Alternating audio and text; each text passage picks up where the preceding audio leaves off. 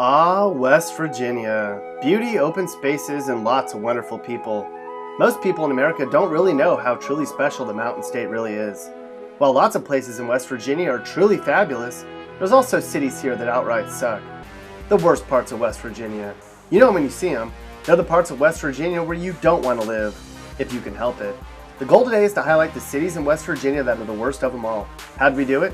We measured the things most bad cities have. You know, where people are broke, where lots of people don't have a job, and where crime is sky high. We even measured the public school education levels. Let's get started. Shall we begin? Our first stop on our unfavorable journey through West Virginia starts in Beckley, a fairly large city about an hour from Charleston. Beckley has the state's second worst crime rate and is 8th in the state for out-of-work residents and number of people living in poverty. Smack dab in the middle of Taylor County is the itty-bitty city of Grafton, which ranks dead last in terms of overall public education rankings. While crime here isn't through the roof, drug use is, and long commute times to a decent job, low incomes, and lousy weather make it a crummy place to live. Where's the 8th worst city to live in West Virginia? The folks in Clarksburg might not be too happy to hear it, but it's you. This Harrison County city ranks 6th for crime in the state, 5th worst for weather, and nearly 1 in 7 homes is vacant.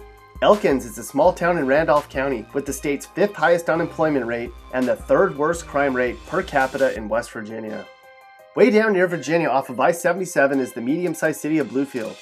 Here, the main issue is jobs. 7% of folks are out of work, most people struggle to make ends meet, and a ton of houses sit vacant. Kaiser, West Virginia is a small isolated place in Mineral County.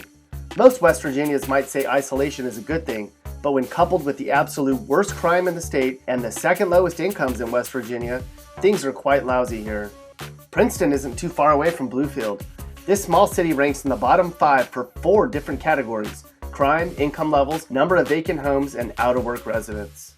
Martinsburg gets more sunshine than any other place in West Virginia. Outside of that, things look pretty gloomy. Drugs are a major issue, as is the crime. Locals complain about homeless rates and panhandling. Certainly not what most West Virginians think of as almost heaven. If you drove to Kentucky along I-64, the last place you'd come to would be Huntington. The second biggest city in West Virginia has the worst weather in the state, the 3rd lowest incomes, and the state's 8th highest crime rate. And where's the worst city in West Virginia? That would be the tiny city of Welch in McDowell County way down on Route 52. This semi-abandoned city is broke, isolated, and depressed. Residents here are fairly uneducated, and homes here cost about half of what they should cost in a pretty little mountain area. Perhaps the floods of ages ago ran most people away, or the young population has decided to move into bigger cities. But as it stands, Welch is the worst place you can live in the entire state of West Virginia.